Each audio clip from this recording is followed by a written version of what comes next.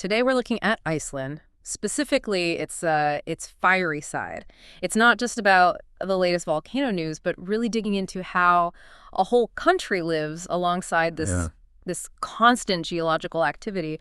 What can Iceland teach us about resilience? exactly. It's a fascinating case study. So right now there's been another eruption, yeah. Southwestern Iceland, the Reykjanes Peninsula again. And the first thing we heard was tourists being evacuated from the Blue Lagoon and a campsite too. That's right. Happened very recently. And what's really key here is that this isn't some isolated event. It's actually the 12th eruption just in this area since 2021. 12th, wow. Yeah, this latest one kicked off around 4 a.m. local time. It followed a pretty intense seismic swarm, Right. basically lots of small earthquakes telling us magma was on the move underground. Okay. And these aren't your typical pointy volcanoes. We're talking about fissure eruptions. So Mhm. lava comes out of these long cracks, these fissures in the ground. Right, not a single cone, so it spreads Mhm. out differently. Precisely.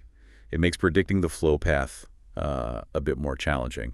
The lava can emerge over a wider area, which obviously has implications for, well, for everything nearby. So thinking about that, how did the evacuations go? You mentioned the Blue Lagoon, which is like world famous, and Grindavik.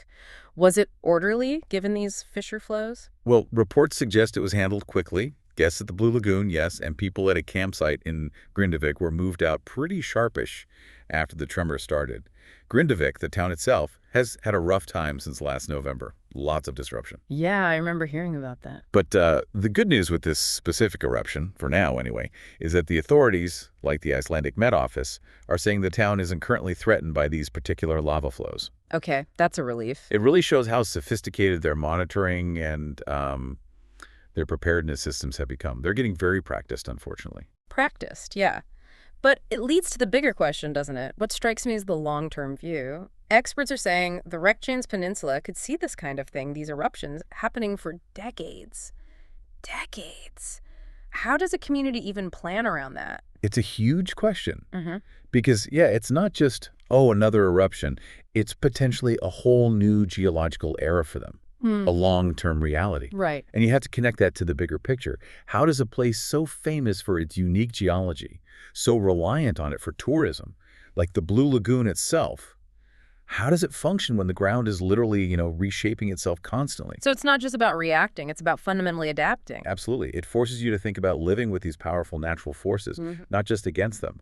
And what's really interesting is how Iceland seems to be trying to integrate this reality, not just cope with it. Integrate it. How so? Can you give an example? Sure. Well, for instance, the investment in monitoring is incredible. Yeah. Real-time data, drones, sensors, they know what's happening pretty much instantly.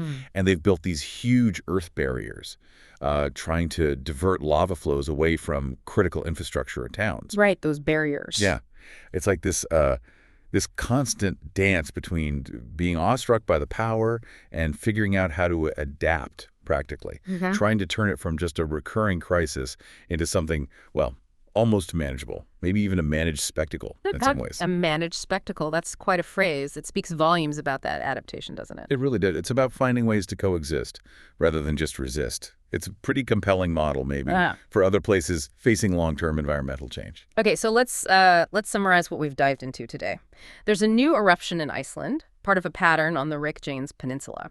These are fissure eruptions happening frequently now. They trigger immediate evacuations, like at the Blue Lagoon, but the authorities seem increasingly well prepared to manage the situation, protecting towns for now. And the big takeaway is that this isn't stopping anytime soon. We're likely talking decades of activity. That's the core of it. And it really makes you think, doesn't it, about how communities can face these huge, persistent natural events. It's not just about survival. It's about adaptation, resilience, maybe even innovation. Yeah. It's a powerful lesson in, living with an active planet instead of assuming we can always control it. Absolutely.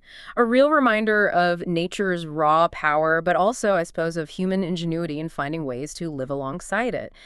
It leaves you wondering, do people there just view the ground beneath their feet differently, as something alive, something that acts? That's a really interesting thought to end on. A constant awareness, perhaps.